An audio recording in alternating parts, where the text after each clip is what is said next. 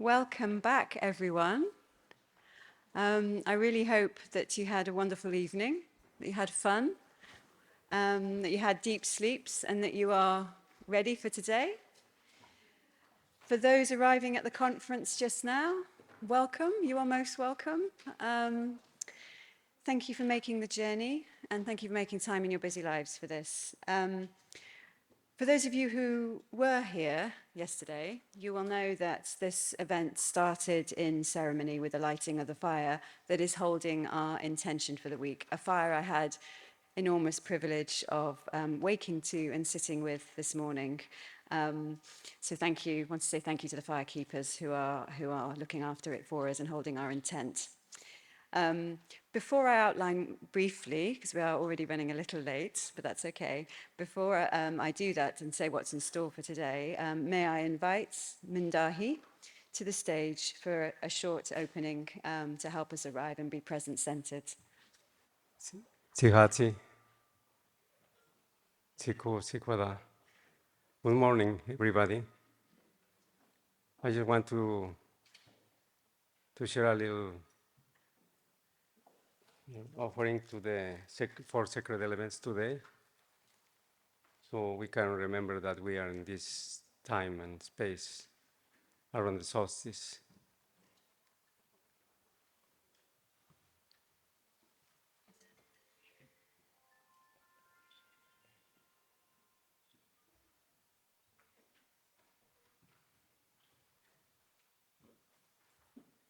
I'm bringing the greetings from the volcano of Xinantecatl. It's also known as Nevada del Toluca in central Mexico, in the volcanic belt. And we know that we are living in very critical times. The earth, the core of the earth is heating up. It's not just about climate change. It's about living in these transitional times. So we have been, during these 13 years until 2026, that we are going to pass through a cleansing. And it depends on us how we want to encounter the new dawn, the new time, the new accounting. Many people knew that 2013 or 2012 was the end of the Mayan calendar, the Olmec. And there were even some movies about the end of the world. Remember? It was not the end of the world, it was just the end of a long account of the cycles. The fifth sun was ending. And some people now say that the sixth sun is coming, but it's actually the new accounting. So it's going to be the first sun. And the rational mind that we represent as human beings has failed. We are not living better than even when there something happened. I was there in 1992 in Rio de Janeiro, where the three agreements were signed. And we are not doing even better with all the science that we have, with all the knowledge that we have, but we have lost wisdom. Why is it so important for original nations and peoples to be in this room? Because we are the ones who have kept this sacred relationship with nature, with the cosmos, with the universe. Of course, it's now very, and we heard yesterday that we conserve the 80% of biodiversity. It's true and it's not true. Because we don't just conserve the 80% of biodiversity in the world. We conserve the Mother Earth, biodiversity, and biocultural diversity. But at this time, we are losing ourselves even, because the rational way of being, this commodification way of acting, is killing us. skilling life systems. So this problem didn't begin in the industrial era. It began at least to our accounting 7,500 years ago. But 500 years ago, it was even worse, because some people began to take over instead of taking care of Mother Earth. So I want to give a big prayer to the Great Spirit today so we can recover human collective dignity. And we are not so intelligent as we think. We need to be more humble and to reconnect with the original instructions, original principles that gave us a place in the world. So we want to play our instruments, our gifts, our responsibilities, so we can listen again the symphony of life. Hamadima kimu, kamadima kitadihme wa. Rasukoi hirasukoi kwa, dine kion kiki, simahetsi. Dine kion kiki, danshime hoi, dine kion kiki, chichalamui, chalashudi. Dine kion kiki, chichachekwa. Dine kion kiki, chikwada, chiku, chichimare, chichimbare, chichikulu. May this gathering be fruitful and we encounter joy and happiness when we change all what we are bringing to this circle, to these tables, so we can remember who we are as human beings. Poke kamadi, Washington Tini. Thank you, thank you, thank you.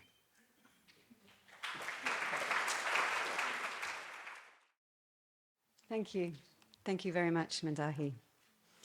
So today, day 2, the overarching theme is how we might be able to make the system that we currently have work for nature, how we can make the research, the evidence, the markets, the finance as good as it possibly can be, and how we deal with various challenges. In the first session is on addressing uncertainty and building the evidence. This session is going to be chaired by dear friend and colleague Val Capos from WCMC, who I will introduce shortly.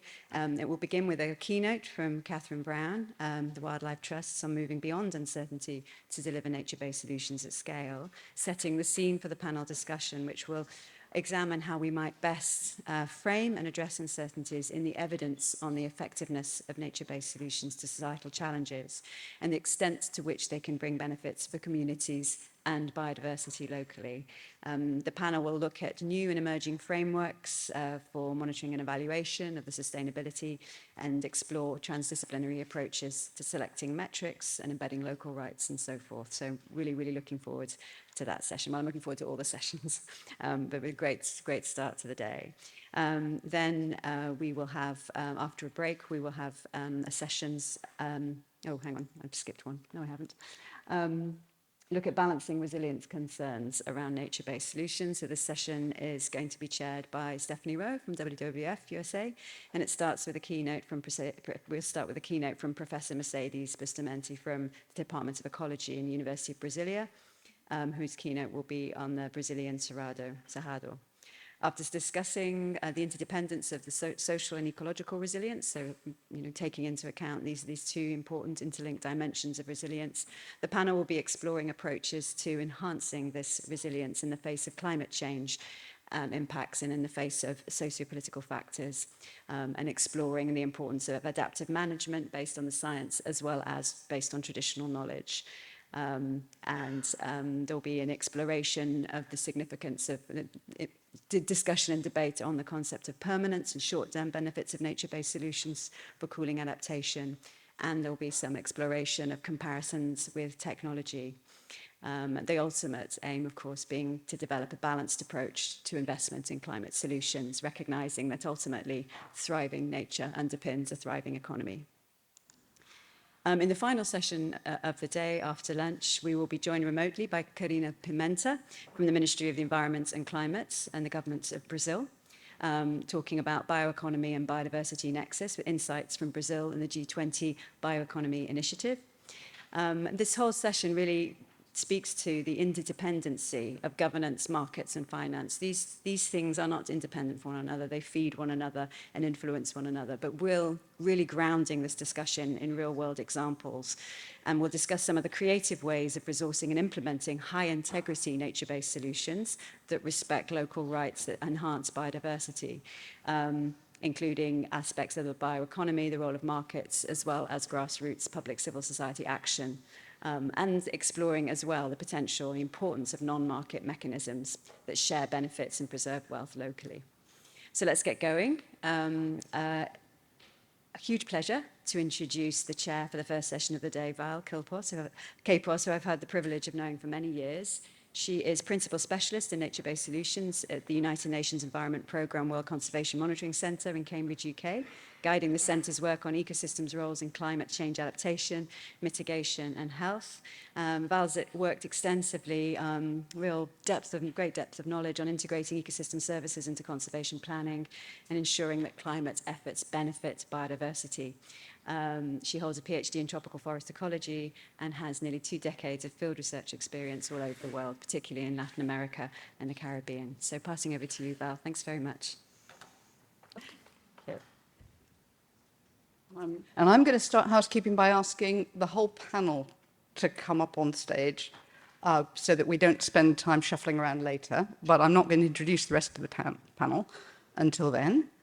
But let's just get everybody up and settled. And if you're standing around in the back and need to settle, I would say now is a good time. So our task this morning is to tackle certainty and uncertainty, evidence, and John, can I ask you to, because I'm going to have trouble sitting down otherwise. I'll swap you. I'll have that. Right. Okay, now I think we've done the housekeeping. So without further ado, and with glasses, because I can't do it without, I'd like to introduce Catherine to start our thinking about uncertainty, how much we care about it, what we do about it, and I'll give you some more thoughts about that when I introduce the panel. But first of all, let me introduce Catherine Brown. So as Natalie said, she's Director of Climate Change and Evidence at the Wildlife Trusts. This means she spends most of her life thinking about the interface between climate and nature.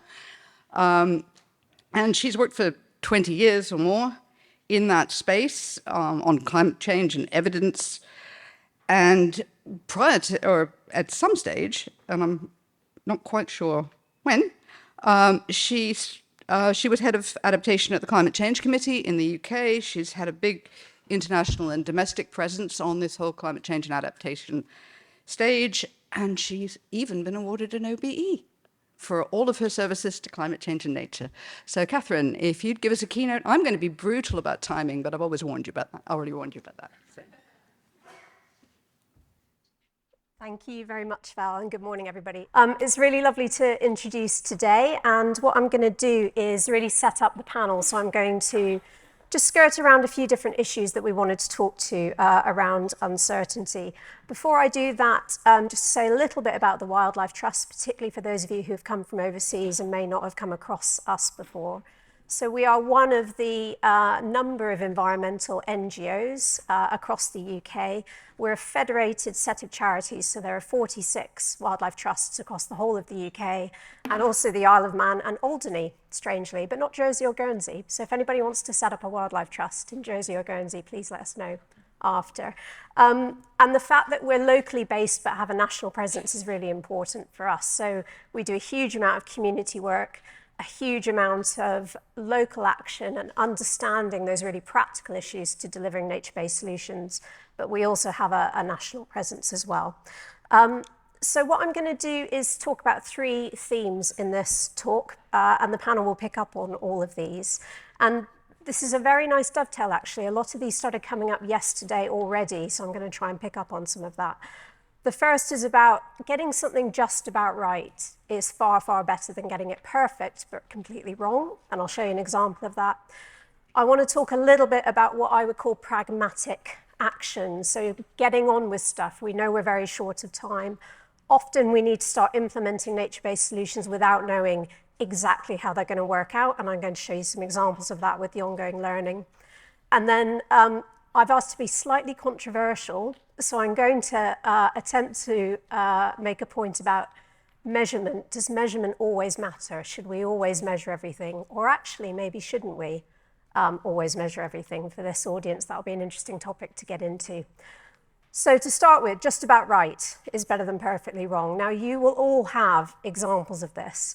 I'm just going to show you one, which is a mistake I made, which I thought was a pretty good way to start this particular presentation, where we can almost somehow get caught up in the numbers when we're doing analysis and trying to reduce uncertainty, and actually come up with something that, although it looks really good on paper, may not even give us the proper answer, or even an answer that others can use. The classic example, I think, of this is GDP. We were talking about that yesterday. I know we're going to talk about it more tomorrow as well. This just is an example from some early work I did. I've been involved in every UK climate change risk assessment over the years, and this was the first one back in 2012. And this was going back to the health and wellbeing discussions yesterday. We thought it would be a really good idea to try and come up with the epidemiological approach to assessing risk, which is dose-response functions. And we tried applying dose-response functions to every risk we could think of, every hazard we could think of in the UK. And here's a lovely graph. We saw some of these yesterday with obviously scatter plot and a best fit line. It all looks fairly quantitative and fairly sensible, except when you start to think about what it means. So this was looking at the response of wheat yields in the UK to growing season temperature. And the message it gave was that wheat yields are going to go up as the climate changes. Now, you can all start to see why that is a problem already. This was just looking at average temperature. It wasn't looking at maximum temperature. It wasn't looking at water availability. It wasn't looking at any of the other limiting factors. But actually trying to use this methodology to do this type of work did not work at all. And you can see why, because this is not the response that we're expecting to see with wheat yields with temperature. And also, a lot of people then just picked up this particular graph and ran with it. We got a lot of criticism for that. So it's the applying of the methodology to think about how you want to talk about the risks and the uncertainty that you've got. And particularly when you have a multi-factor problem, you can often choose the wrong methodology. So what did we do? We completely stripped that away and came up with a framework. Now, yesterday, this always got illustrated really nicely. Zoe and I were sat in the audience yesterday. Someone put a framework up on the screen, and the person in front of us went, yes! They absolutely loved it. And a good framework can tell 1,000 words in terms of dealing with really complicated systems. This is the framework we used for the second climate change risk assessment. And it's a really nice way of looking at the issue because it mops up all of the uncertainty for us. So I won't go through the detail of this, but you can come up with these types of approaches that actually you can fit any evidence you have, any degree of uncertainty, and it still works. And that's because you're basing it around a set of principles. So for this one, again, I won't go through the detail, but we stripped away this kind of let's try and estimate the hazard to the nth degree and work out what it is, and came up with something that was much more about how do we emphasize the action that's needed on climate change adaptation in the UK. And that's what the government wanted to know, and that's what we focused on in the assessment framework. And again, just to say, the simpler you get, actually, sometimes when you're dealing with a very uncertain system, the better. Again, the framework idea, this is something I created for the Climate Change Committee when we were doing the third climate change risk assessment. It's probably one of the simplest things I've ever done. It took me about half an hour to draw, and I just thought, why am I being asked to do this? This is so obvious. This is just about the concepts of good adaptation in the UK. So coming up with a well-defined vision, addressing inequalities, thinking about warming of 2 degrees, but assessing the risks for much higher levels of warming than that. And this framework on its own was probably picked up more by government than anything else in the risk assessment. It was just because it was simple. And actually what we see now is the National Adaptation Programme, which came off the back of that risk assessment, is currently being taken to court by the NGOs, by Friends of the Earth. And it's because it isn't addressing some of these things in this framework. Particularly, interestingly, they've gone for number 8, addressing inequalities. And that's why that programme is being taken to court, in the same way that in the UK we've seen some of the NGOs also taking the government's net zero strategy to court on grounds that it's not meeting the principles that it should be. So coming to the work of the Wildlife Trust, I just wanted to show you a few examples of where we combine this kind of what I would call active pragmatism with ongoing learning. So again, we're dealing with very complex systems. There's a lot of uncertainty. We don't always know the end result of what we're looking for. This first example, I've got 3 of these just to show you briefly. So this is our temperate rainforest program. This is a new initiative which is being funded by the insurance company Aviva. We think it's the largest corporate donation for nature-based solutions in the UK to date. So they've donated £40 million to the wildlife trusts to restore rainforest, temperate rainforest, so broadleaf oak woodland mainly, across the west of the UK. This is a multi-factor nature-based solutions program. There is a carbon component to it, but there's also climate change adaptation, community engagement, obviously biodiversity being the wildlife trusts, and Aviva are paying for all of those benefits. So this is a sort of new setup that we really want to see being emulated. But the problem we have obviously at the moment is we're trying to establish rainforests in a changing climate. And how do we think about how are we going to give them the best chance of establishing? And these green highlighted areas are all the kind of climatic elements that we have to think about when building as much resilience into our program as possible. And what we've done, rather than taking a really, really detailed quantitative approach to this, we've just taken a really simple, straightforward mapping approach where we've tried to identify all of the different climatic elements that matter to establishing resilient rainforest. Ruth Swetnam in my team has done all of this work. So she's a former professor and an absolute expert in GIS. And she has quite simply overlaid all those factors and come up with opportunity maps for different areas of the country. So this is Montgomeryshire in Wales.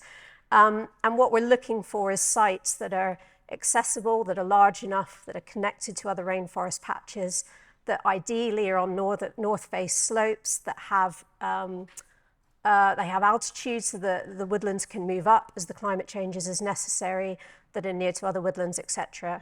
And again, it's quite a simple, when you think about it, approach, but it really helps to address that future climatic uncertainty. And beside this, the University of Reading has also done some research for us to look at using climate projections to look at the suitability of the temperate rainforest envelope in the future as the climate changes. Second example, I'm from the Wildlife Trust, so I have to talk to you about beavers. A lot of you will know about the river otter beavers in Devon. So this was one of the first wild populations of beavers living in the UK for quite some time. I don't know how they got there. I don't know if anybody in the audience knows how they got there, but they've been there since about 2008. And Devon Wildlife Trust, although they're not their beavers, but Devon Wildlife Trust has been very involved in the kind of care and oversight of this population of beavers. And the University of Exeter came in. So this is after, obviously this is a wild occurrence. So this is after it happened, but came in and started to do some of the evaluation work to see, well, what difference are these beavers making in this location?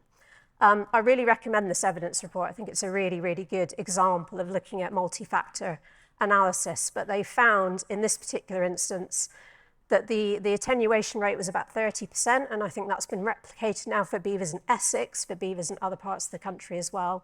So we know that they're obviously doing things with the flow conditions in different locations. And Stantec are now doing a project for us to look at the impacts of this particular example, but other examples around the UK from a natural flood management point of view, to look at the impacts on communities in those locations. So we should be able to publish that early next year. But we also found 90% of local people supported the reintroduction. So there was a big community engagement program. We see there were biodiversity benefits. So the team could see that there were more amphibians, more wildfowl, more water voles coming through into these locations because of the ecosystem engineering that the beavers were doing. And actually, they even found more fish. So one of the big areas of concern for reintroducing beavers in the UK is anglers are worried about what will happen with fish passages. And in this particular example, we actually saw there were more fish coming back into the area. So this is completely, nobody designed this, it just happened. But you can go in after the fact and do some of this analysis. The third example I want to show you is some of our health and well-being work. So again, we heard some of the evidence behind this yesterday. And for those of you that came to our event in the evening, we talked a bit about some of our health and wellbeing and community engagement programs. We do a lot of social prescribing. So the Wildlife Trusts are heavily involved in social prescribing programs across the UK. But what we wanted to do with those, again, this is after the fact, we'd already implemented these programs, hadn't done much evaluation of them to really understand what was happening. And we know that the government, particularly the Treasury, want to know benefit cost ratios for this kind of work.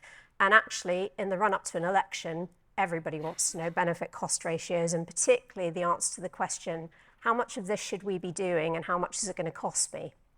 So with our health and wellbeing programs, again, this is work that Ricardo came in and did for us. They did a really high level, really simple exercise to look at, very similar to what we heard yesterday. So what are the savings to the NHS from these social prescribing programs?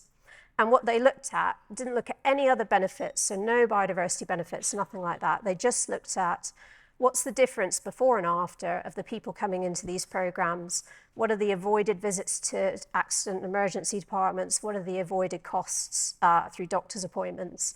And what they came up with was, for a cost of 530 million, if you were to scale up that social prescribing to reach 1.2 million people across the UK living with mental health conditions, you could save around £100 million net. So you could save in total £635 million. And just doing these simple analyses sometimes can really give you a way into then having conversations about the wider benefits of these programs, even though you're not dealing with much of the uncertainty at all. So we're only looking at some of the really high level, single aspect, if you like, benefits to these programs. Okay, the controversial bit, measuring always matters. I'm married to a metrologist, which means he measures stuff for a living. So I'm obviously very pro measurement, and I've done a lot of it in my career. My career at the Climate Change Committee was about measuring progress in climate action across the UK for 10 years. But does measuring always matter? Should we always be monitoring and measuring?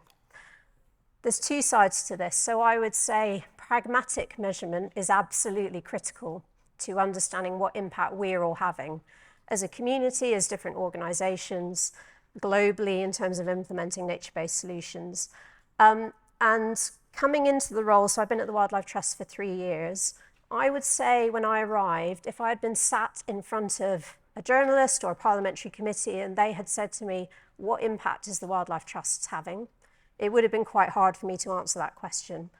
And what we've been doing over the last few years is really thinking about how we can measure our own impact as an organisation. And we've come up with a set of impact measures that fit with our strategy.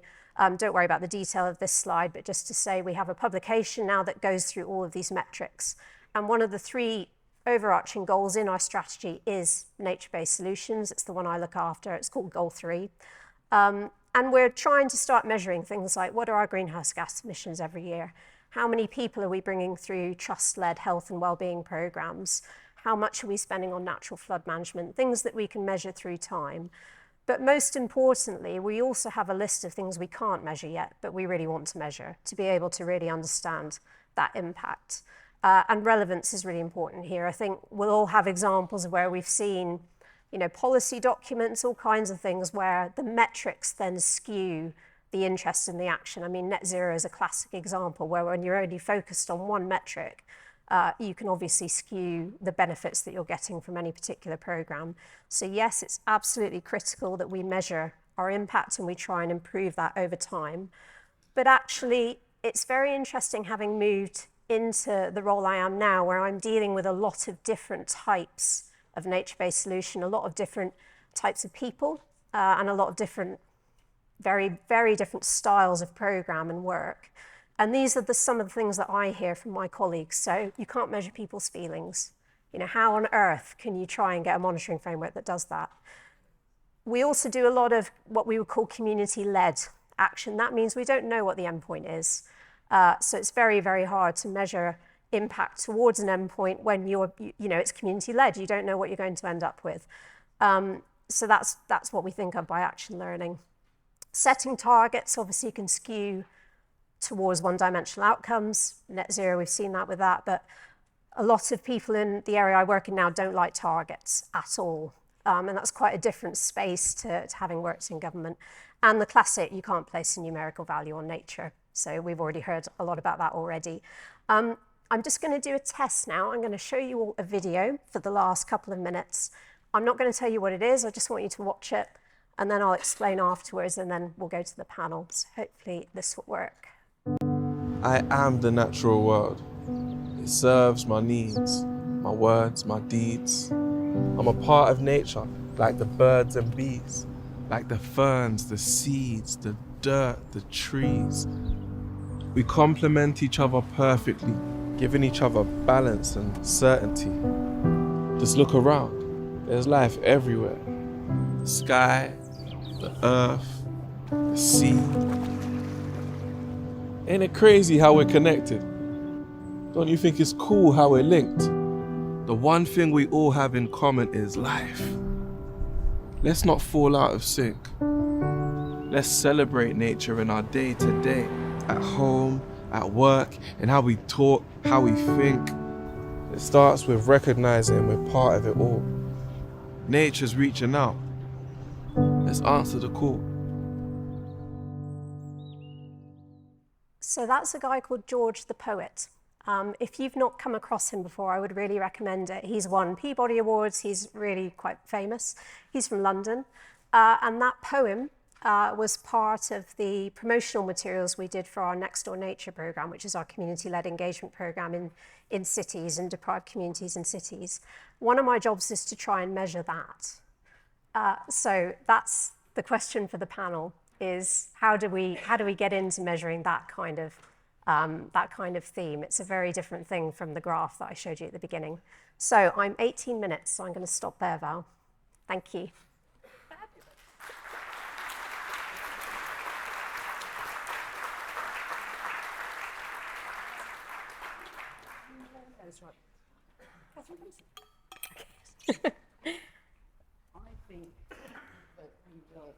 Oops.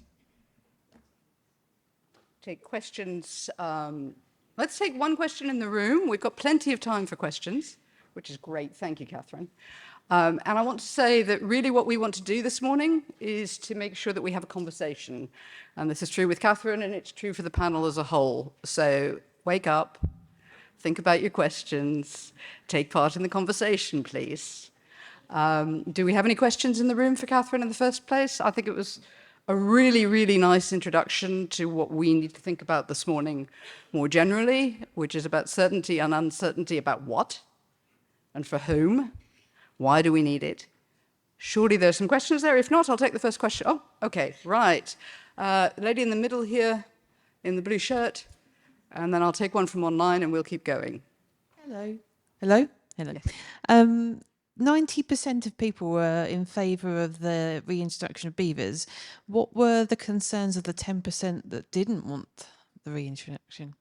Come and see me afterwards and I'll get back to you, because I think the Exeter team would know that. The one thing I would say that I do know is they measured public interest in the beavers over a period of time. And at the beginning, it was lower than 90%. I think it was something like 83% in 2010, and it did creep up. So that's the finding I do know about, but I will look that up for you. I'm not sure what the 10% thought. Okay, I'm going to summarize that for those online, which was that we think the objections were from farmers who were worried about the impact of the beavers on the riparian margins. Yes? Good. Right. Is that another beaver hand? Are we following on the beavers or no? Okay, let me take a question from online and then I'll come back to you. You're next in the queue. So we have a question. We have a question related to the Resilient Rainforest Project funded by Aviva. It's a question about the financing model and whether the benefits have actually been quantified as yet, and can you point people to material about it? But I think anything more you can tell us about how that's working. Sure. The thing I would point you all to, those of you that are interested in how this is working, I wrote a blog, which is on the Wildlife Trust's website last year, which is called A New Approach to Nature-Based Solutions Through Temperate Rainforests. The contract we have with Aviva is partly about carbon offsetting. So we had some interesting discussion about offsetting yesterday. I think the panel wants to pick up on this as well. Aviva are interested in balancing off their residual emissions from 2040, from the date that they have reduced their emissions down as far as they will go. And they're investing in natural removals for that. Now, that's an approach to carbon credits that we would support. We obviously don't support emissions avoidance offsetting, which I think was the focus of a lot of the attention yesterday. But the legal contract that we have with Aviva lists all those other benefits. So they are very, very much investing in all the benefits. We haven't quantified all of those benefits yet, but part of the contract is to do that quantification as we go. But the blog explains that in more detail. So I would say go and have a look if you're particularly interested. Brilliant. That's really useful, and it's going to lead also nicely into what we've got to say as a panel. I promised the lady in the blue in the middle there that she was next. Thank you. I'm Priyanka. I'm from India, Bangalore. So my question is regarding targets. You mentioned that there are certain communities who don't like to be measured against targets. But my question is, in the absence of targets, how do you design the scale and the type of nature-based solutions you want to implement? Yeah, it's a really good question. I think targets is an interesting one. So I like targets a lot. Probably my government background means that I'm quite keen on targets, but often actually government isn't, because then they have to be held to them. I would say it depends on the nature of the program. So if you think about the Next Door Nature program, again, the whole point of that program is we don't know what the end point is. It is absolutely community-led.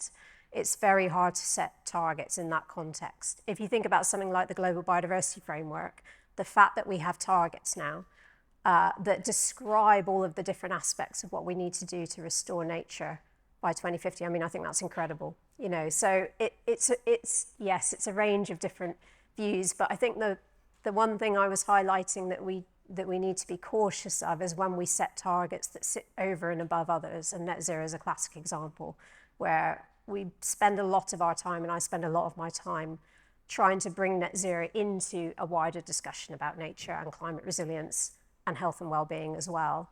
And it's hard, you know, it's hard work when everybody is much more fixed on a single aspect, because that's regulated, and it's hard then to bring in all the other aspects. I can think of lots of things I want to say, and that's not what I'm here for. Could we have the second gentleman back behind Will? An answer to your question about trying to measure community engagement. A long time ago, I worked on circular economy policy and studied Japan. And there they measure the rate of use of disposable chopsticks as a way of understanding how bought in people were to that philosophy. The question is also about the Rainforest Project and how important connectivity between sites is in planning where you might locate. Yeah, thank you for that question. It's this is where our kind of real world trying to get it done thing collides with our idealistic version of how it would work. So the way that the program is being run is that we're acquiring new sites as they come on. So all of the trusts within the climatic envelope are busy looking for sites that can come into the program. So it's a mix of strategically wanting to pick those sites that help with connectivity, but it is partly opportunistic. If sites come on and they're in the envelope and they meet all of the criteria that we want, then we will go for them. So we have to kind of marry up the two. However, we're working in very close partnership with a whole bunch of other organisations as part of the Rainforest Alliance in the UK, who all have rainforest sites who are doing very similar things. And I think when you bring those collections together of people, we can start to be much more strategic about connectivity. So yes, it's very central, but we can't always fit quite what we would want to do with the land that's coming up. Great. I've seen 3 hands that I want to try to cover in the next 4 minutes. So if we could go for the lady in red, or the lady next to the lady in red. Thank you. I'm Kanchan Lama from Nepal, and I just finished a very interesting project called Economic Empowerment of Women Through Forest Solution. So here, Mari Duper from CDK, she invited me to attend this, and I think I'm really fascinated by the speech of Catherine. I congratulate you. And I like the last part where you say is it the critical challenge of measuring the changing impact on human values of the forest solution actions. So, but at the same time, I would like to make a comment more than a question. Like now, I am also a chairperson of Community of Evaluators of Nepal. So what we do actually have been trying to do, like complementing qualitative findings to the quantitative findings more, and we do this very research project on intersectionality, where we found that storytelling is the most important, most strongest tool to measure the changes impact produced by the nature solutions in people's life. So that's I wanted to share it. Then I think I accept that that is a big challenge, but I think there is no way without finding another way, alternative. Thank you. Thank you. Thank you. It's really lovely to have those experiences shared. Can we have Will in the middle here, followed by Cecile, and then we're going to stop. Hi, Will Baldwin Cantello from WWF. Thanks, Catherine. I think as your presentation points out, so much of the time we're gathering the evidence to influence decisions by someone. In that health example you gave, and I was, we ran out of time to have the conversation yesterday on the excellent panel on nature and health then.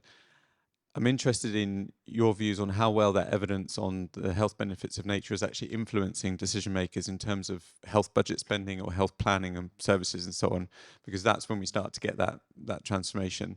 So any views on how your paper landed or the broader landscape on that would be really interesting. Thank you.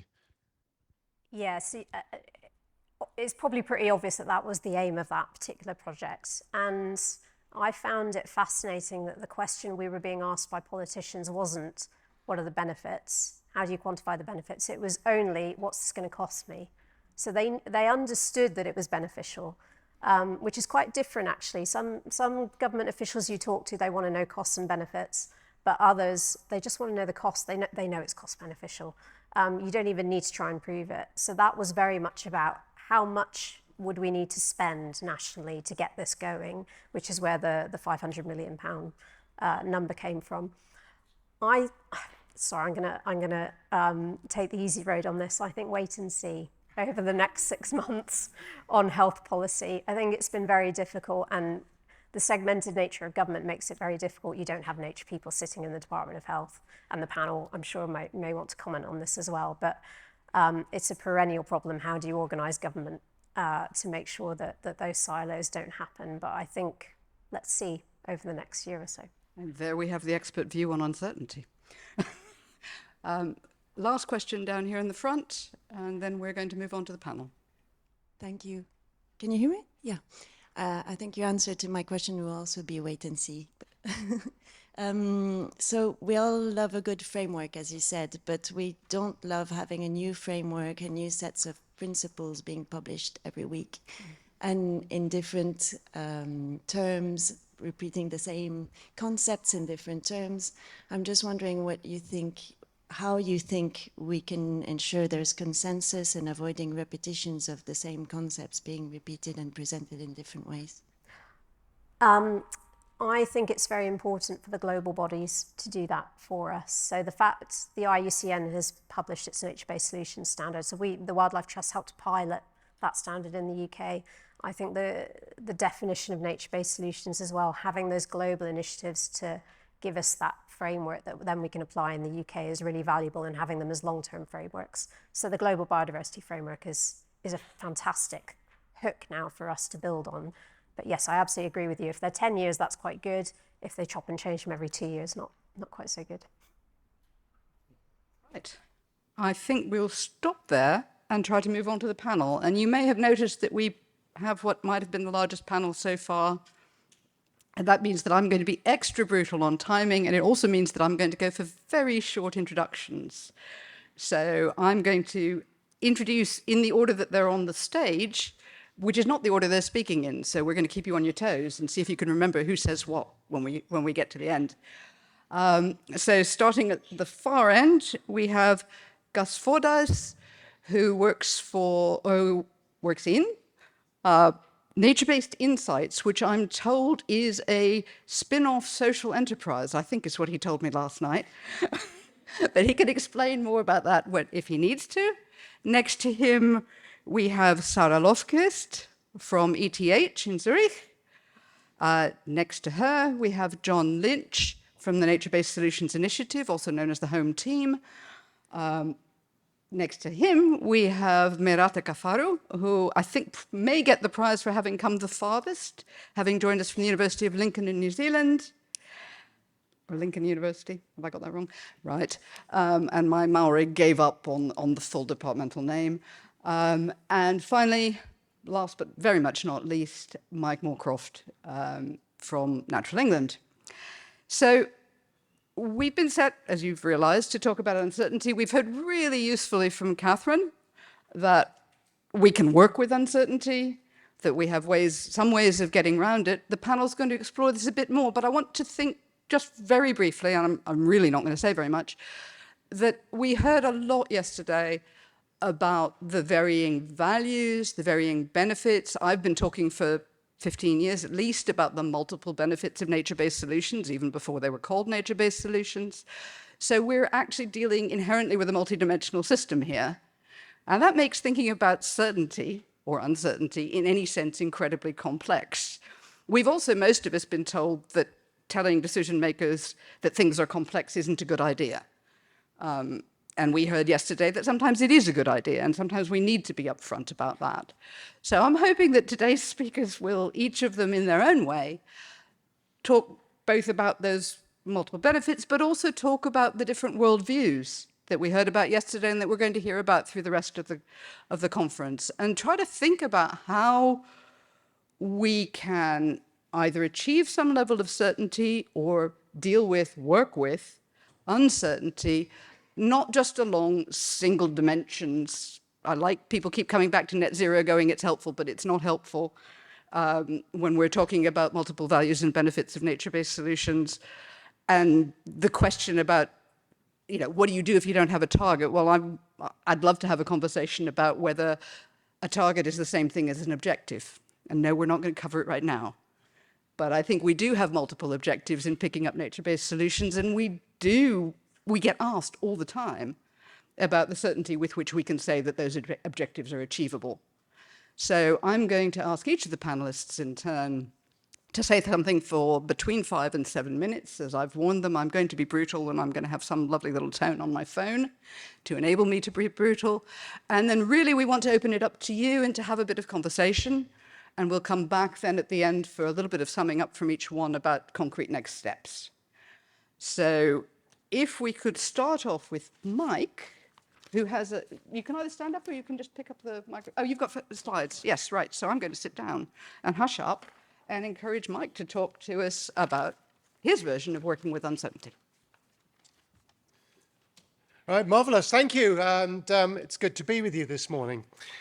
So I'm an ecologist, a scientist, a natural scientist, and I've worked on climate change, including impacts, adaptation and mitigation, really for pretty much all of my career.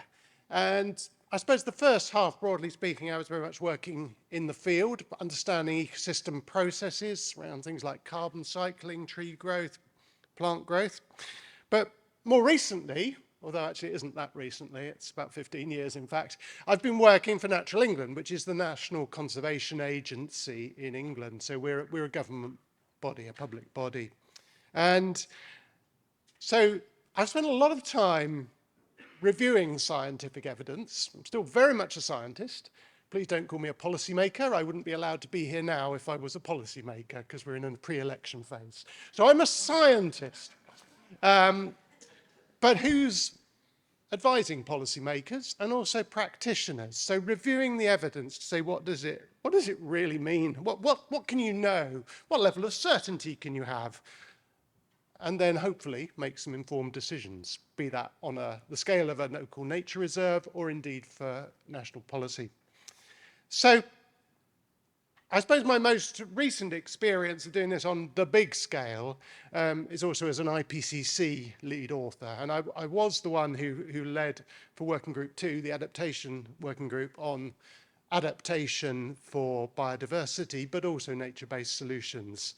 And yes, I've been in one of those discussions about can we use the term nature-based solutions globally? And I'm not going to go there. All of the issues were talked about yesterday. I've been there. I've spent quite a lot of my life on that, it seems. But yes. So what are my conclusions then, having reviewed quite a lot of evidence? And I'm suddenly realizing just what I need to do to forward it. Yes, excellent. So, first of all, yes, we do have good evidence that nature-based solutions can work for biodiversity and for climate change adaptation and mitigation, and bearing in mind that it has to do both. But there are also evidence of failures, and this was touched upon yesterday. You know, I guess a lot of people in the room have, heard the stories about mangroves planted in the wrong place, trees being put in, it's usually trees where it goes wrong, trees being put into savannas or onto peatlands and really not helping anything. But I also realize that often the outcomes of different nature-based solutions scheme, in the loose sense, are not monitored, they're not evaluated, and they're not published. And of course, if you don't make it available, well, we can't learn lessons, can we? If it's not out there in the literature, it can't go into something like an IPCC report because it's not traceable, it's anecdote. So we need to get better at that monitoring and evaluation, and then publishing it.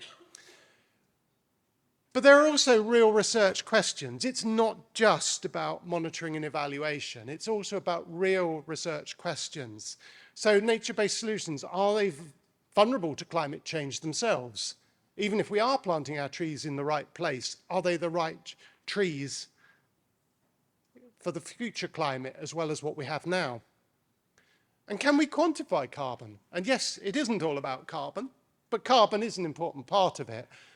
And we really do need to be able to measure it. We do need to be able to quantify it, whether that's for offsetting or actually working out what it does all add up to in terms of global climate change mitigation. We need to measure it. And it's not just the wicked corporates, there are also plenty of well-meaning conservationists who err on the optimistic side with some of their carbon estimates. We also need to understand something about processes, what's going on behind the factors that create resilience or indeed carbon sequestration, and also the social factors. The social benefits, the benefits to people of nature-based solutions, of course, but also the social factors that make for success or failure. For example, actually listening to local people and working with them. Sounds so obvious, doesn't it? But it's harder in practice. But we need to balance all of this up with the fact that we have no time to lose. We're in a nature and climate crisis, so we've got to get on with it. And it seems to me the only way that we can square that circle, that we can actually resolve some of the uncertainties without waiting, is that we need to learn by doing. And that's a phrase I like to use. It's all about learning by doing. And just in the last couple of minutes, I just wanted to talk about my big project at the moment around learning by doing. And I started off by saying I used to do a lot of field work. Well, now I do a lot more field work now than I did 3 or 4 years ago. I'm back in the field. Actually, that's a bit of a lie. I'm leading a team that's out there in the field quite a lot, but I do try and get out, and we're very much working on the ground. And the program, which we call Nature Returns, also has a longer name, Nature-Based Solutions for Climate Change at the Landscape Scale. Weirdly, people seem to prefer Nature Returns as a snappier title. We can talk more about that at coffee if you want. It's about £17.5 million, which equates to about 22 million US dollars. And it's all about piloting techniques, bringing the science and the practice together. And yes, we are researching carbon and biodiversity, but we're also about understanding what the benefits are to people of nature-based solutions. We're also investigating some of the practicalities of green finance. The hope is we will bring in other sources as well as government funding to do this work on the ground. But what makes that work or not work for local people? What are some of the risks around it? We're developing and testing tools as well so that we can learn how to apply the evidence somewhere else. And it's a partnership.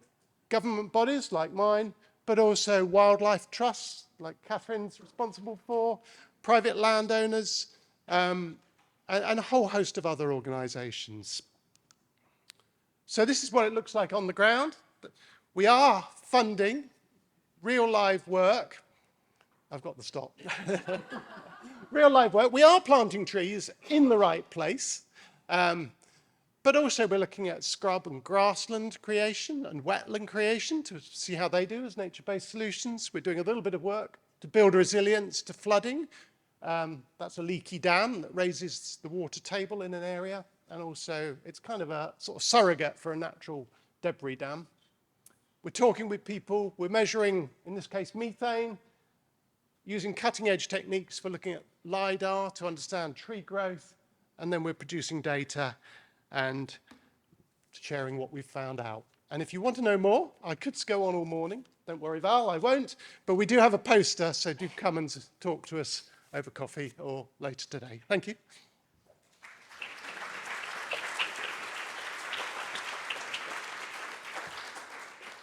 Super, Mike. Thanks very much. That almost classed us not running over. Well done. John, can we come to you next to talk to us about uncertainties and certainties in measuring carbon? Thank you. Yes, great to see everyone. Thanks for joining us in Oxford for the conference. So I'm going to think a little bit about why are people concerned about uncertainty in relation to nature-based solutions, and then argue that maybe we shouldn't necessarily be overly concerned, at least if we're undertaking genuine nature-based solutions. And first, a health warning that although I do want us to recognize that it is about more than climate change mitigation, I am still going to draw mainly on carbon for my examples, partly selfishly because that's where lots of my work focuses, but also I think we all recognize that lots of the conversation and wider interest is driven around climate change mitigation. So if we conserve or restore a habitat or move to more sustainable management, how do we know what benefits we're actually getting? And in terms of the climate question, how do we know what carbon it's actually removing? So there's actually very little direct monitoring, although great to see the project that Mike showed with methane measurements, LiDAR, to get a better handle on that. But we often, or almost always, have to fall back on less detailed assumptions about the benefits that NbS is giving us. So at the still quite detailed level, this might be a set of assumptions that we know correlate very strongly with the environmental system.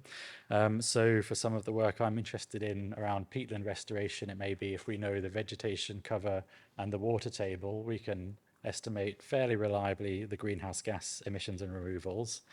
But at the less detailed level, it's typically a fairly broad emissions factor per habitat type. And this will be things like assuming that if we transition from one land use to another, so from intensive cropland to extensive grazing areas to scrub, we'll assume that that transition gave some kind of increase in carbon stock at each step. But even these pose challenges in sufficient data collection with further uncertainties. So we don't have the capacity to measure every detail we might like. So we have to fall back often on even coarser assumptions or aggregated groupings. And keep in mind that ecosystems, environmental greenhouse gas fluxes are quite complicated. So these are often reflecting annual or even multi-year averages and potentially collapsing a lot of variation in conditions that in reality is giving variation in those emissions. So there's undeniably a lot of uncertainty in what climate and other benefits nature-based solutions can provide. And actually measuring the carbon is potentially one of the easier ecosystem services. All these measurement and variability challenges continue and are sometimes even more extreme for other ecosystem services. So are potential critics of NbS correct in sometimes arguing that it's a poor investment and a distraction from other more solid and quantifiable approaches? So I think if they're really nature-based solutions, then I'm going to argue no. So what do I mean by really nature-based solutions? So it's been very strongly highlighted and expanded on yesterday that to be a nature-based solution, there has to be benefits both for people and nature. So they have to actively contribute to societal goods and supporting biodiversity. And that at least some of these benefits must be for the local communities living and working in the area, and must be done with their support. But if we move towards how do we actually operationalize this on the ground, then we can point to one of the very useful standards and not adding extra standards, as Cecile was concerned about. Thankfully, pointing back to the recognition of the IUCN, the International Union for Conservation of Nature, global standard for nature-based solutions, as Catherine highlighted, actually gives us a lot of pointers and requirements even that can address those concerns. So the first criterion of this NbS standard states that NbS have to effectively address societal challenges, and one of the indicators to monitor and confirm this is that human well-being outcomes arising from the NbS are identified, benchmarked, and periodically assessed. So the scope of benefits, so whatever's being generated locally, and if we're thinking about climate change mitigation, the carbon removal potential or emission reduction potential, it's a core tenet of being an NbS that you are benchmarking and monitoring that. Jumping ahead to criterion 7, it states that NbS are managed adaptively based on evidence and includes a further indicator that a monitoring and evaluation plan is developed and implemented throughout the intervention life cycle, and then further requirement that it enables adaptive management. So between these, planning and deploying nature-based solutions entails a commitment to build on the evidence base, undergo continued monitoring, and potentially change things as the evidence tells us. And this applies not only to the more human-focused societal goods, but the nature side as well. So criterion 3 requires us to result in a net gain to biodiversity and ecosystem integrity, again with specific outcomes being regularly assessed and based on evidence-based assessment. So across all of these facets, the fact that nature-based solutions are grounded in an understanding of biodiversity, ecological, and environmental sciences is a real strength that I think we need to continue to value and expect or even demand. So yesterday, I think I detected some understandable concern around scientism. So the inappropriate extension of scientific frameworks and a narrow philosophy of kind of overlooking other values. And I think that there are legitimate worries about this as being part of the colonial structures that undermine the views and autonomy of local groups. But taking a scientific approach, so building a systematic body of knowledge through critical inquiry, is essential to understand how best to achieve and maintain the positive outcomes of NbS, confirm the legitimacy of the concept, and continue reducing that uncertainty and directing us how to manage it. And as we do this, the uncertainties don't disappear, but we often provide ever-improving evidence and confidence that ecological restoration and NbS are ultimately positive, even if there are still question marks over by exactly how much. I'm not arguing that we have or are imminently solving all the challenges. There's still a balance to be struck in how much we can have these simplified, scientifically verified frameworks, but without excluding the range of possibilities that may apply for certain groups, certain actions, certain landscapes. And there are also still challenges around how to balance trade-offs in other ecosystem services versus carbon, other societal benefits. So NbS doesn't mean that it's always easy, but if we are genuine about applying it as a holistic concept, I think it does provide a very robust framework, particularly useful in how we go about navigating uncertainties. Thank you.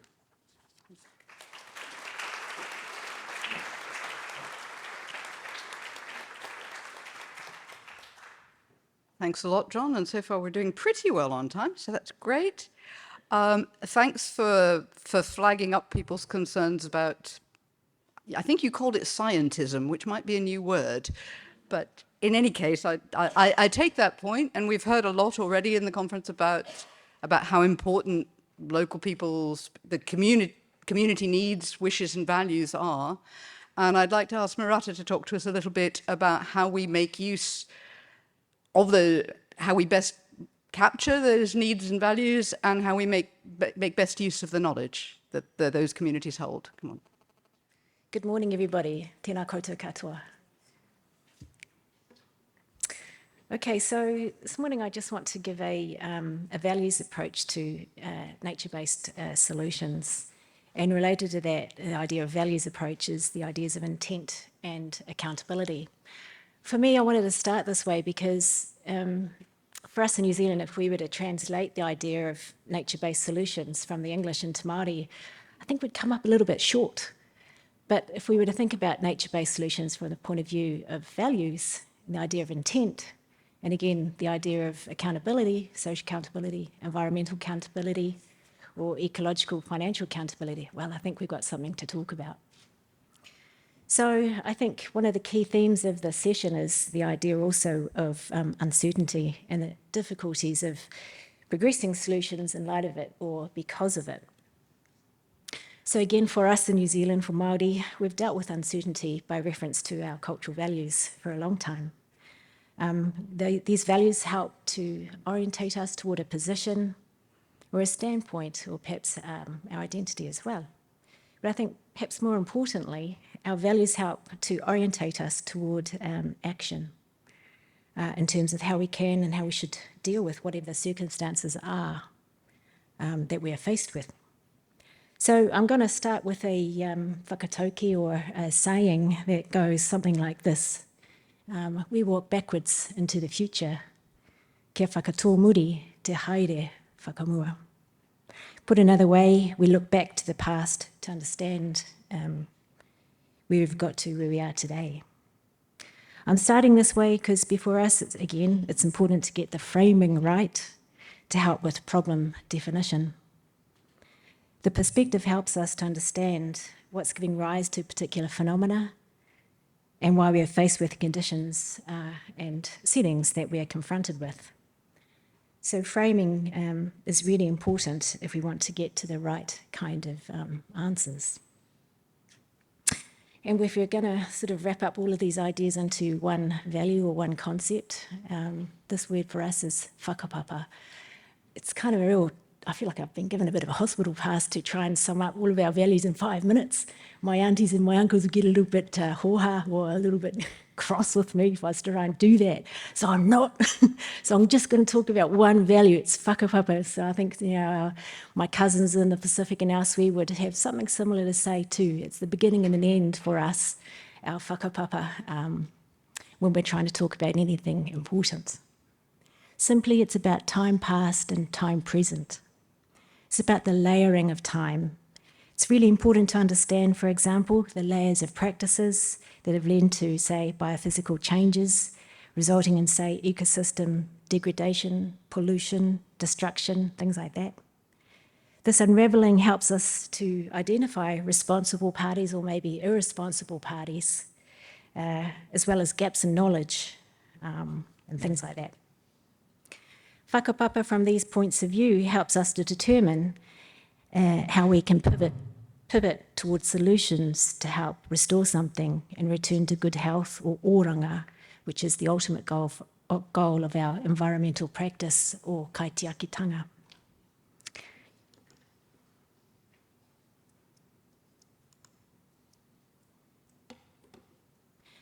Whakapapa from these points of view helps us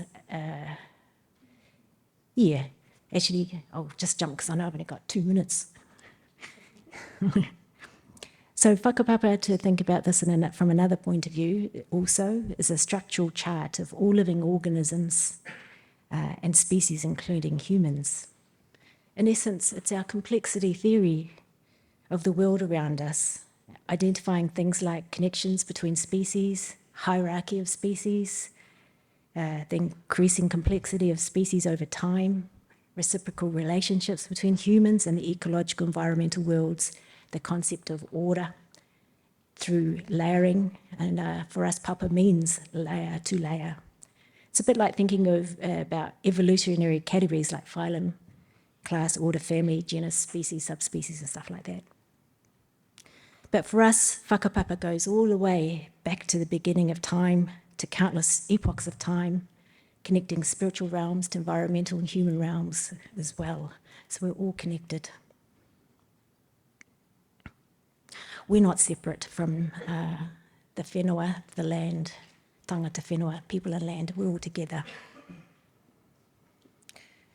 Whakapapa also helps us to understand other things like symbiotic relationships. For example, which species of trees live well with other companion species, or for instance, which birds, beetles, and other organisms might live well under certain types of forest canopy, depending on where they feature in the whakapapa chart.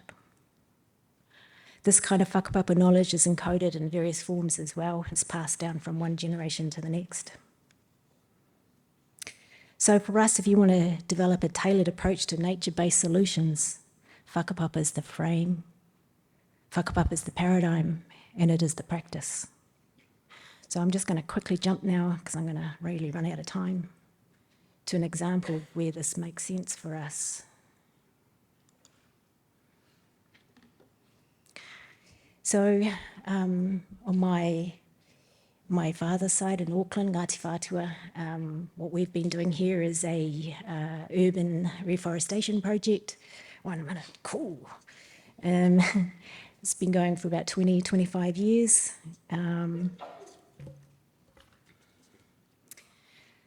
It covers about a 50-hectare area. We're concentrating our efforts to try and recreate, pollination corridors, bird corridors, help broaden biodiversities, increase carbon sinks, increase cultural harvesting sites, help encourage cultural learning and help improve local economies, all those sorts of things. And metrics will come from those. Metrics are holistic. So that's a bit of a snapshot of what we're doing.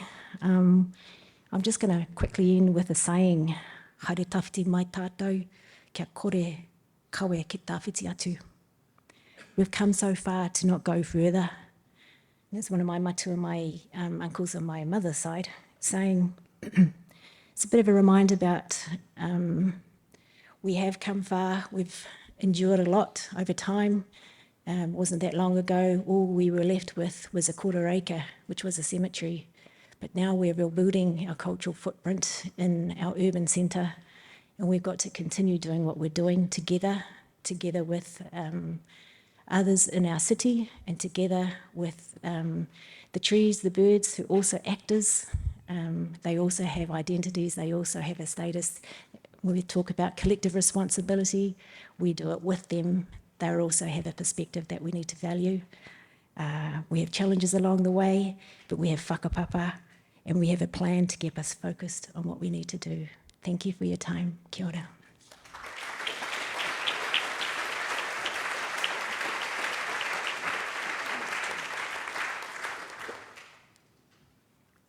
Thank you, Marata. It's really good to be made to think a different way. And going from that thinking about communities and the different stakeholders involved, if I could ask Sarah to come and talk to us a little bit about social justice and how that fits in all of this. Hi, everyone.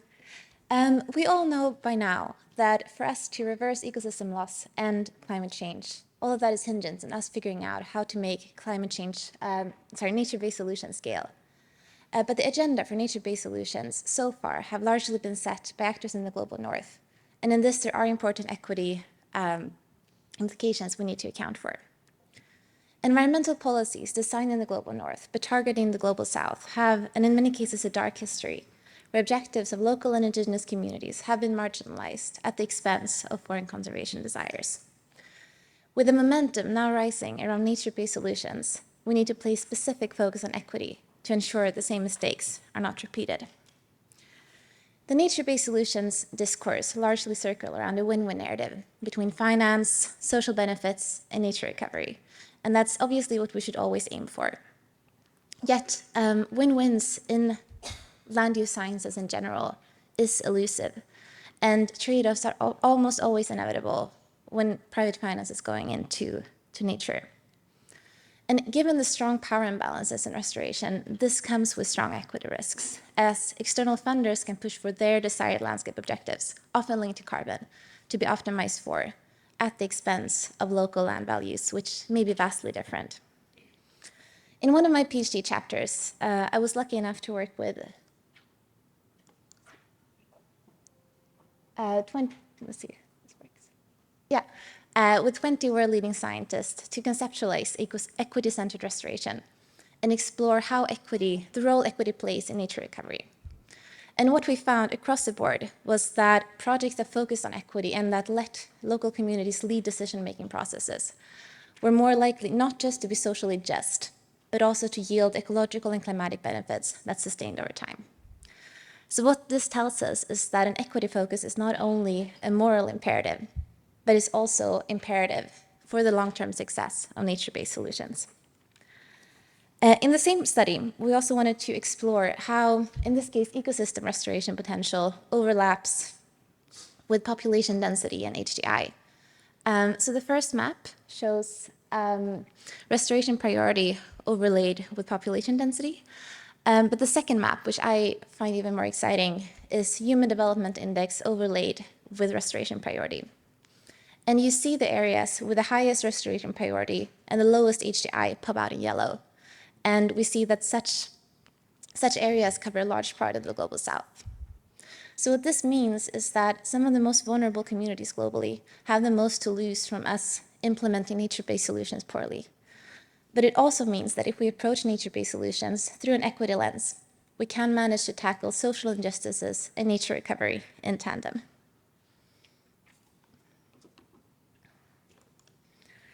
So how do we achieve this? How we monitor, what we monitor, and for whom we monitor are key questions for us to ask in this. Nature-based finance often come with mandates linked to carbon. And because the actual business case of, say, carbon credit lies in the carbon, that is what we primarily monitor for. Social outcomes tend to be an afterthought, and even though social safeguards are often included, it tends to be quite vague how they should be implemented or monitored for. In cases where social outcomes are more extensively monitored for, we still tend to focus on positive outcomes, as in how many new jobs were created or how many how many households increased their income. But we don't capture those who may have lost their jobs or have decreased income as a result of the project. And this is problematic, as there's a growing literature base now showing that intra-community inequities tend to increase when private finance goes into nature, as the benefits tend to be captured by male-led households and local elites. So it's clear that doing social monitoring well is very difficult. Social systems are messy and complex, and monitoring needs to happen on the ground through methods that are very different from remote sensing to track tree cover change, for example. But all the challenges with social monitoring doesn't mean that we shouldn't do it. And it comes back a bit to the theme of this session, which is embracing and accepting uncertainty. Accurate additionality is close to impossible to calculate in social systems, and so is finding a statistically verifiable counterfactual. We need to tackle all of this from a completely different angle, largely through qualitative methods and on-the-ground perception assessments. I want to end with what I think is a very hopeful case. So last year I was in Mexico in the San Crisanto Manglares project to try out social monitoring and see how local communities had been affected by incoming carbon finance. And you see my colleague Cristobal Marquez there with one of our interviewees. And what we found was that the finance coming in had equity requirements that actually pushed the project to become more equitable. So in order for the project to access the finance, they had to show that they were hiring a certain percentage of women and a certain percentage of non-ejidatarios, so non-local landowners. And because it was a requirement to access finance, the project did place increased focus on equity and started to monitor for it. This was not what I expected to find, and it's obviously not your average case, but it shows the power nature-based finance can have if private funders do take the responsibility not just for the climatic or environmental impacts of their finance, but also the social impact. There are three key considerations I think are important going forward with this. Firstly, that a focus on equity is important not just for social justice, but it is absolutely imperative for ecological and climatic benefits to be realized. Secondly, that monitoring matters. If we can't prove that a certain intervention will have equity effects, it's going to be very difficult to motivate financiers to fund it. And finally, the public support and regulations are very important. The case I just presented is an odd one out, and in general, we know that the market in itself doesn't have or isn't strong enough to push finance to be more equitable. So regulations that hold private finance accountable for ecological, climatic, and social impacts in landscapes will be immensely helpful in all of this. Thank you.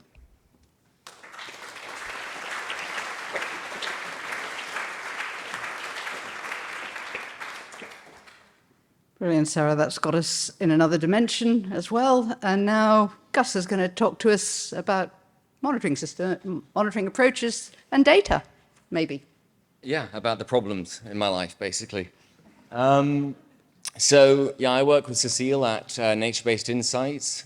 I guess we somewhat sit between people at the top who want to set targets, who have most of the money, and people at the bottom who have the kind of deeper understanding of what's happening, are often implementing things on the ground, and we're somewhere in the middle, which means we get it from all angles.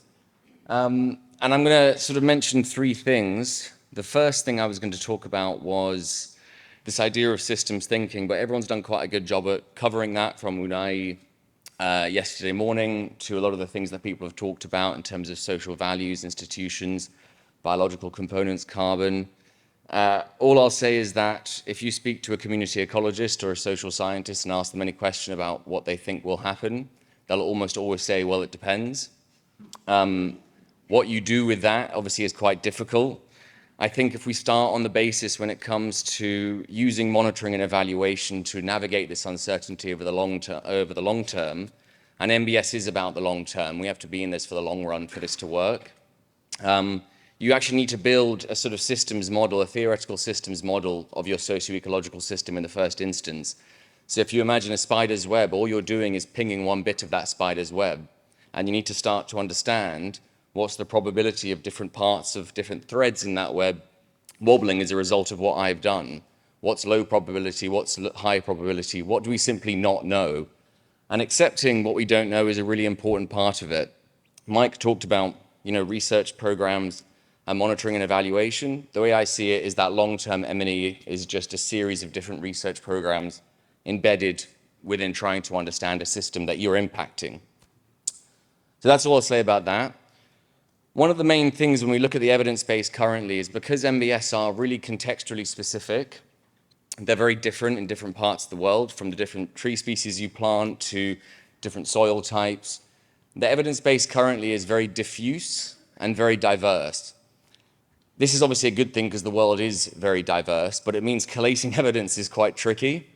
So before I did this job, I used to work as a coral bleaching scientist, and I was tasked with the job of looking at how does the intensity and trajectory of heat stress impact physiological outcomes for corals. That's one thing, one stressor. As it turned out, everyone was doing it in a completely different way, which means that when you're looking at global megatrends, you're a bit like, well, I have no idea. We know it affects all these bits of the physiology. We have no idea what the overall trend is. So if we can start working towards this idea of comparability in building the evidence base around nature-based solutions, without imposing top-down requirements on practitioners, people who are doing it, communities who are impacted by it, but trying to think about, is it 1, 2, 3, 4, 5 indicators that we need to consistently measure to start to facilitate large-scale meta-analyses of how NbS are actually working in the real world and make that evidence base more navigable. And that leads me on to the third thing, which is what I deal with some of the people on our technical team on a regular basis, is these global and regional data sets, which are useful for policymakers. Policymakers want simple numbers, investors want simple numbers, they want comparability. They've often got touch points at loads of different projects simultaneously all over the world. And they want to know what's the sum total of what I've done. Don't come at me with 200 pages of all these different instances, this is what it did, and they kind of want something simple because they've probably got to go speak to someone else afterwards about it. And global and regional data sets can be quite useful for that because they are very scalable, very cost effective. You can look at multiple dimensions of nature and climate all simultaneously, but depending on where you are in the world, they can just be simply wrong, right? Now, the science behind them is really quite mind-blowing sometimes, and people are trying to do incredibly difficult tasks, trying to analyze the entirety of the planet all at once, but it kind of makes sense that it's not always going to be right. I mean, I was using a data set the other day that when I showed up, when I looked at the place that I'd just been 2 weeks prior, it told me no people lived there. And I'd just been there with people. So you're a bit like, okay, so how do we actually use these data sets for their cost effectiveness, their scalability? The criteria that we try and adopt is, can I measure it on the ground?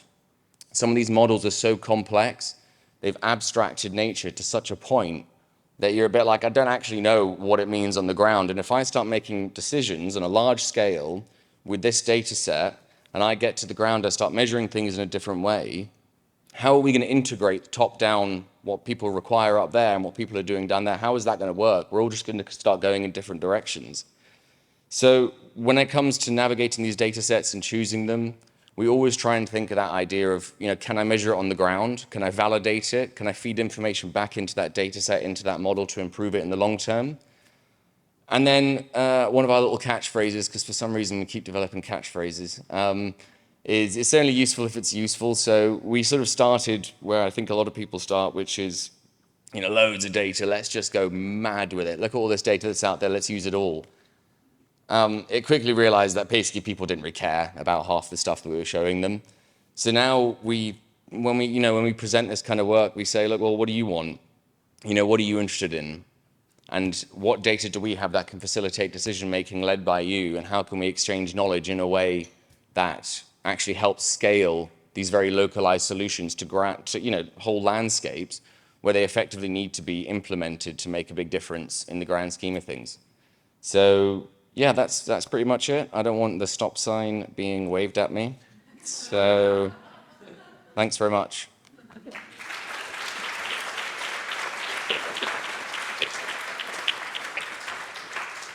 It's amazing how frightening that red piece of paper is. Right, so thank you very much to the panelists who've all done a great job of keeping to time, which means we've got lots of time to talk about this. And I've heard lots of really interesting things that make me want to dig deep into these things. Mike said something which I think would be really interesting to come back to about failure. And really this whole question of how we monitor and assess effectiveness relative to those local values and how we use the local knowledge to address success. What is success? I think that actually is one of the things that we need to be asking ourselves when we're thinking about this uncertainty question. And for that matter, what is failure? But I'm going to throw this open to questions. I'm going to start with one that's come in online that I can easily predict how this panel is going to split on this one. But I'm going to go ahead and ask it because I think it is actually really important, and there's sort of two parts to it, or I'm going to split it into two parts. This question starts by saying all science is inherently uncertain. Thank you, we knew that. But it's really useful to be reminded of it because there is part of the world out there that think that scientists know what they're doing. So everything we do is uncertain, and in science, we often represent this using confidence intervals or applying sensitivity analysis. And the questioner asks, can the panel comment on the use and relevance of these in NbS research? And as I say, I think I can predict where we are with whom, but I'd be really interested to hear from any and all of you about what your experience is, I think, in terms of trying to communicate uncertainty. I'm going to paraphrase this question partly to bridge the social natural science divide a little bit and think about how do we convey uncertainty. One thing is to reduce it, another thing is how to convey it. Does anybody want to come back on that? John, go for it. So yeah, I think I want to jump in because I'd flagged up one, I think, useful takeaway, which is that by improving our scientific understanding of how restoration is providing or supporting ecosystem services, we aren't eliminating the uncertainties, but we are increasingly seeing that we can confirm if we do this, we are pretty sure it will be good, even if there's still questions about exactly how good. This is challenging to fit that in some of the other frameworks, and especially net zero, because if you're an NGO, a land manager, environmental practitioner, it's probably enough for you to say, yes, if I do this activity, it's going to be good for local environment, local people, and the climate. But other groups, government, may want to know that's not really enough. We want to know exactly how many tons of carbon it's going to remove to meet our net zero target. So I think we do need some honing in and continued improvement in how specifically we're measuring these things. But yeah, just nervous about getting too narrow and kind of pursuing a spurious level of accuracy that is sometimes actually unhelpful as well. Yeah, Mike, come in on that. Yeah, I think there's a number of different dimensions to this, and there is the kind of, the classic sort of, we have this value plus or minus, and there's a number of different dimensions to that alone. Is it plus or minus because of the natural range of variation of, say, between different habitats and their carbon, or the uncertainty in the measurements, whether it's right or wrong? So it's important to distinguish that. But I think there's also the wider range, and this perhaps takes me more into the IPCC world that I briefly touched on. How much evidence is there, and how consistent is that evidence? And I think you need different dimensions of all of that. But where do you end up with? For most people, I think it depends who you are. For most people, I would suggest what we need is evidence-based rules of thumb, which was an expression a colleague of mine came up with. Most people actually practically doing this stuff on the ground don't, sit there with a spreadsheet open. So you need to know roughly what's right and with some confidence behind it. But some people definitely do need to be able to go into that more statistical detail. Gus, it felt a little bit like what you were talking about was a form of sensitivity analysis. I think it depends on, honestly, the quality of the underlying data. The standard error just depends entirely on the data that's gone into calculating it, right? So if you've got 10 data points, it's always going to be massive regardless. I think there's also sort of unquantifiable uncertainty. Stuff can have a low probability of occurring, a high probability of occurring, high confidence, low confidence. Sometimes we just don't know. And, I think if you just kind of are sort of humble and honest about the fact that, I don't really know what's going to happen. Evidence from a different continent on the other side of the world suggests that this might happen. I'm not really going to use the standard errors that they produced because that's basically meaningless at this point. That was the general direction of travel in that part of the world, in that context. Once I understand the difference between my two different systems, I can make a reasonable prediction. But I mean, people like the IPCC, reading their reports is like a statistical encyclopedia. It's kind of fries my brain a little bit, but they always end up at the same point, which is we have a system, but it's a system of high confidence, medium confidence, low confidence. I think that is a useful communication tool, quite frankly, potentially more so than saying, plus or minus this particular number. But again, it kind of depends what you're looking at. With something like carbon, it's very important that with something like species diversity, I mean, you're really going to try and predict how every animal is going to respond to something you do in a landscape. That seems like a bit of a fallacy to me. Right, I'm going to take prerogative and take the next question from online because it ties very closely with this one and actually gives the rest of our panel a bit of a chance to say something. And I want to pursue this question of how you communicate uncertainty in a social context, whether that's with an Indigenous community or more broadly. But it's also a question of how how communities think about success and measuring it. And Marata, I wonder, you raised values and perceptions and objectives in relation to local communities. Can you come back a little bit on this idea of monitoring, not necessarily in a quantitative sense, but in tracking progress and confidence in what people see? Rephrase that question any way you want.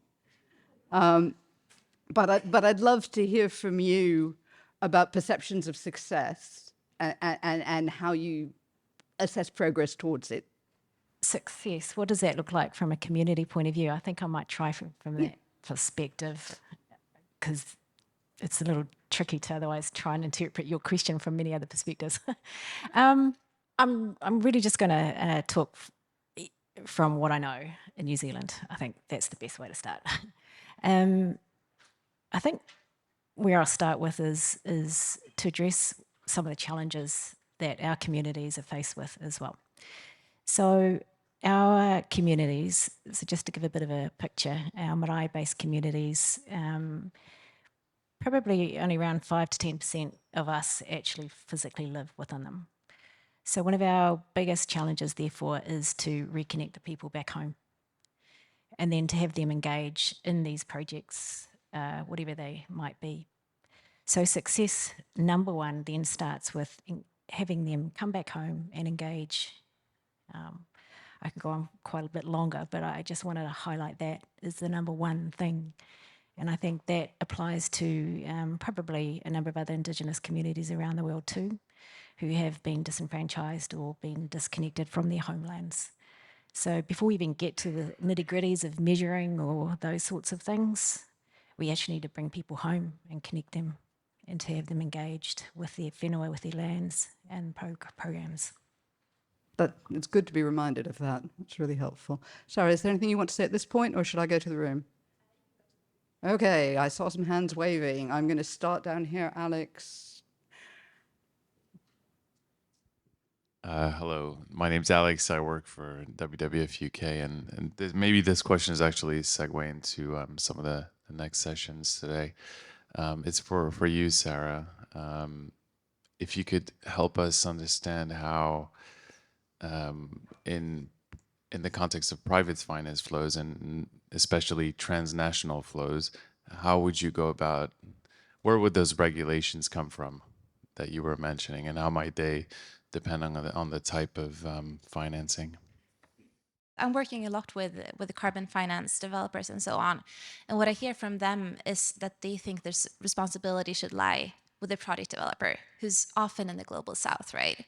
So they come with the finance, and then to implement this, especially the social safeguards, that's with the target country and especially with the target community or project developer within the community, which I think is crazy problematic in so many ways, right? Like, yeah, I mean, also because the actors or the funding actors often in the global north have way better capacity to monitor finance flows.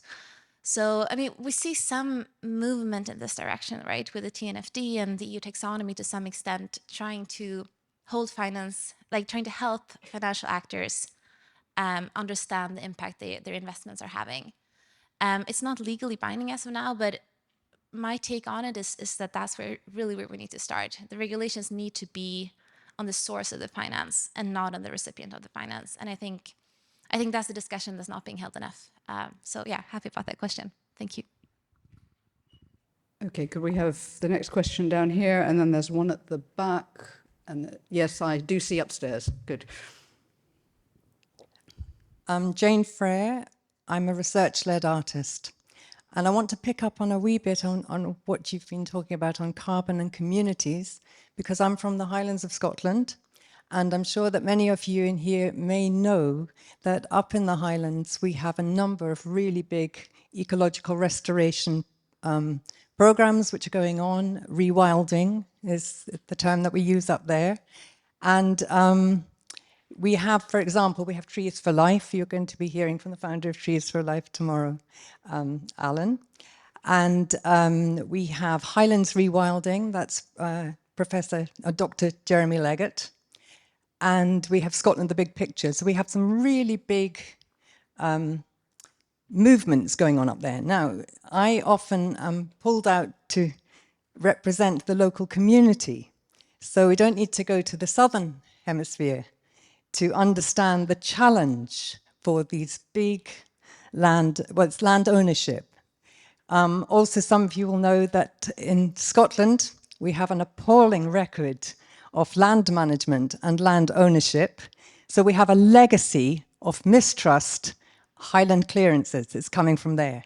Now we have what we call the green lairds. And we also have a green gold rush, because we're having people, we think, and it's happening in some places, that land is actually being bought up so that people can then tap in to the voluntary carbon offset market. And also we're now talking, well, NbS is also associated with finding some form of verification scheme and then also being able to sell NbS at carbon units. So all of this, in the local community, I would say that there is a massive mistrust. It's a real challenge bringing people on board. Land prices are absolutely soaring in Scotland, and all that's happened in the last 4 years since this movement is really starting to generate. And basically, the language, we don't like the language. We feel that nature is being commodified. And I would say that from people in the local communities, those who are indigenous, because we've got so many people who are moving up there as well, because they can afford to buy prices up there, because prices down here are, you know, people are selling properties down here and moving up to the Highlands. So basically, I think the message is that nature is not for sale. Nature should not be commodified. Thank you. Okay. Does anybody want to come back on that at all, or shall we? Gus, go for it. Hello? Yeah. I think I'm from Scotland. My dad lives in the borders. He will never stop telling me how irritating it is that people keep planting Sitka all over the place. I think the commodification of nature doesn't feel emotionally good for anyone. It feels kind of horrible, and you're a bit like, this is kind of cheapening our whole relationship with it. The sort of brutal reality of the current way that our society is structured is that for people who are asking them to spend, you know, millions and millions of dollars on doing a particular project, is, especially if you're a investor who's like, I kind of need to know what my return on this investment's going to be. And if you tell someone, look, it will be good for flood risk management, which in the borders they have not been doing very well, particularly because they've excluded nature from their whole strategy. But you know, they're going to kind of want to know, like, what am I getting out of this? With the carbon credit system, the now biodiversity credits is like a sort of quite a straightforward financial mechanism for achieving that. It's not one of the more complex, robust ones, you know, which is what we, you know, those complex ones we should be aiming for. But there's, you know, commodification for who? Like, it doesn't have to be an emotional commodification. It's just that there is a tangible economic input that nature gives us into our economy, and quantifying that, what we could call commodification, I think is an important part of the conversation when it comes to attracting more money into the goal that we all want to sort of achieve. So it's emotionally gross, but it sometimes feels a bit necessary. It feels like a coffee conversation. Yeah. Taking it farther. There was a question, yes, the gentleman there. And then we're going to go upstairs, because I promised we'd go upstairs, and then we'll come back down. But we're beginning to run short of time, so can we try to keep the questions? Hello? Yes, oh, perfect. yeah, we're there. Hi, thanks. Joe Bull from Oxford. So building on the discussion about uncertainty in science in general, and obviously we've talked a lot today about how to reduce uncertainty, how to quantify it and reduce it, which I can see is important, and I know we can do, you know, from the point of view of policy and business and so forth. But one thing that I think that's really interesting about nature and nature recovery is that there are certain aspects of nature that, you know, where uncertainty is to be valued, right? So when I think of a wilderness, some of the things I think are exciting about a natural wilderness is the unpredictability, it's the sense of the unknown, it's that kind of stuff. So I just wanted to ask just anyone in the panel really, to what extent with all this should we be looking to celebrate certain aspects of uncertainty and even increase that as part of nature recovery? Oh, interesting. Anybody want to tackle that one? Are we going to celebrate uncertainty? Mike, go for it. Celebrate away. Yeah, I mean, I think it's important to remember, you know, the origins of science, and you know, it's possible to view it in this very instrumental sort of way. But the origins, I think, are about curiosity, which is something innate and human about all of us, curiosity is a good thing, and learning more. So, yeah, I'm with you, I think, but nevertheless, there are some areas where we do need to quantify, where we do need to hold ourselves to account, because we also have an optimism bias in our or at least many of us do, in our personalities as well, and we can, you know, sometimes things don't add up to what we think they do. So I do think quantification matters, but yeah, let's not lose the sense of wonder and curiosity and, you know, learning more as we engage more. Anybody else on the value of uncertainty? In that case, can we go upstairs? Yes, you've got your microphone already. Perfect. Thank you. Richard Gunton, University of Winchester. We've heard quite a lot about predefined metrics, targets, objectives. I want to ask the panel about the possibility of measuring pluralistically different kinds of outputs that were not expected or sought, or even serendipity. One, unanticipated outcomes. That feels like it could be a Sarah question. That's super important. I think it's one of the bigger things we need to think about now as well. So there's a really good paper in review by Tom Swinnefield and Sofus Amgessen and others on the value of really measuring outcomes ex ante. And I think there's a lot of benefits there for ecosystem and for social systems as well. And the system, like the monitoring system for social outcomes we are trying out, is largely with semi-structured interviews and thematic analysis, which is qualitative talk, but it really comes down to not setting the metrics before. So having broad themes, say for example, like economic impact or cultural impacts, equity impacts, but then through interviews actually seeing what are the metrics that matter. Obviously the standards we have as of now don't really allow for that, but my personal opinion is that that would be a more efficient system. Thank you. Feels like we're back to frameworks, which is great. Oh my God, there are lots of hands, and I do want to give our panelists a chance to give us some action points. So if we could take the one in the center here, and then one at the back right, and then we're going to stop. Hi, James Hargreaves from Equilibrium. Question for Mike. I was very interested in the Nature Returns program and the fact that it was sponsored by Aviva. I'm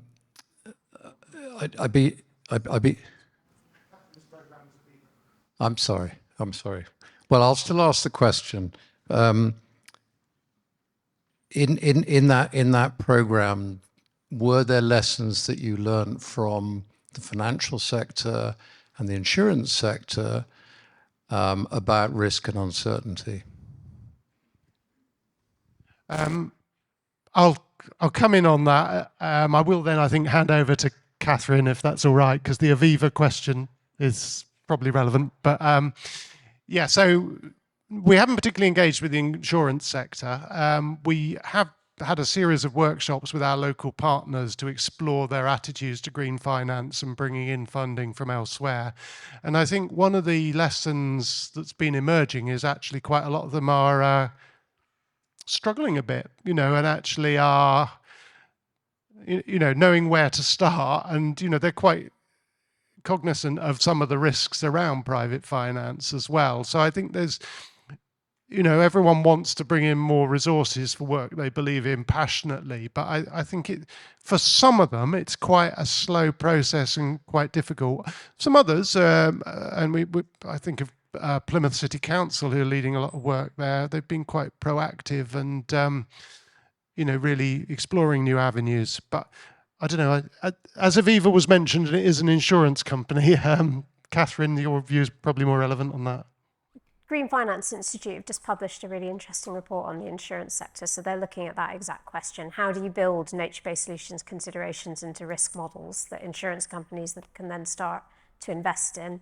And not so much the rainforest program, but I mentioned very briefly with the beavers example that we're doing a program, a research project at the moment looking to quantify the full benefits of natural flood management projects, which we're already doing. That's being funded from the insurance sector. And part of that programme is feeding back into that discussion about how you get risk and the benefits of nature addressing risk back into insurance models. So there will be more coming through. But I would say go and have a look at the GFI report, because I think that's a really good one. Thanks, bye. Super. I think I promised one last question to the gentleman, the colleague with the beard, right behind Audrey. Diolch Marianne. Coming back to the community's values and perspectives, a little context to really learn by doing. The Us Catchment Partnership has just made the decision to place a nature guardian in their core group, really inspired by the legal personhood given to the River Wanganui. But I'm particularly interested, this conference is being conducted in English while drawing on learning values and concepts rooted in other cultures and languages. And I'm wondering how great the panel think how great the role of language is in understanding these concepts, and can we truly translate the ethics, values and concepts, or do we all need to learn a little bit of each other's languages to better embrace the diverse values and thoughts? Buena pregunta. Right. Would anybody like to tackle the language question, which I think is really fundamental, personally? But Marietta, do you have something to say about that? Yeah, my talk was useful in any kind of way. Then the start point is to understand people's values. You know, what's important to them. Start from that perspective. It's always going to be difficult to translate from one culture or one value system to another. So you just start from the ground up. What's important to them? So, like I said in my talk, we don't have anything equivalent nature-based solutions. But if you think reorientate the perspective from the point of view of our values, from the point of view of intent, and from the point of view of accountabilities, then you can get an equivalence, and that would apply to any culture around the world. So that's I think the orientation, very simply. So in a word, yes. Well, that was a positive note to almost end on. But I'd like very quickly, we're between you and your coffee, and I'm going to remind you right now that we've been told you should graze heavily during this coffee break. But before we do that, I'd like to hear from each panelist, and I'm actually going to go in order of seating, one or maximum two action points that we need to prioritize. We as a community, we as a diverse set of operators need to help the world prioritize going forward to make progress on this. Me first? You first. Just the one. I think we kind of need to slow down on producing massive data sets constantly in new frameworks and actually start putting them into the action to see if they work. Where do we protect? Where do we restore? Where do we manage? These kind of decisions that practitioners are making, that investors are looking at. Let's just see if this works in the first place. Otherwise, for me as a scientist coming into this, it was really confusing to understand how to do it. Imagine if you're working in the private sector or in the policy sector and you don't have that background, you're going to be like, I have literally no idea where to start. So slow down, test, do they work? Start culling the herd based on what doesn't work. Yeah, I'll also go for just one. Coming back to this thing with regulations and public policy support, which I think is super important and imperative in order to better monitor and to better channel finance towards outcomes that are both socially just and ecologically sustainable. We see some market activity going in that direction, but I think for now, we can all conclude that that is not enough. And there's a lot of, I think as a scientist as well, we have a lot of power in trying to inform governments and trying to inform policymaking on what type of regulations might be needed and how they can inform the type of systems we need to better channel finance for nature. Yeah, I think we need to think more broadly. Hopefully we're already understanding that nature-based solutions are not just climate change mitigation, not just ecological restoration. So we need to progress the evidence base and the monitoring and verification tools to cover a diversity of practices that are giving a diversity of outcomes for a diversity of people and locations. everything they've all said, and above that, I would say embed and support local leadership, whatever that looks like. I'm going to build on what I said in terms of learning by doing. And if you do your best and it doesn't work, that's not a fail if you learn the lessons and do it better next time. Catherine, have you got anything you want to say? Yes. Please do. I like the idea of literally throwing natural scientists and social scientists in the room together, as we're about to do in the coffee break. So excellent. On that note, I think Nat has something she wants to say, and we're done.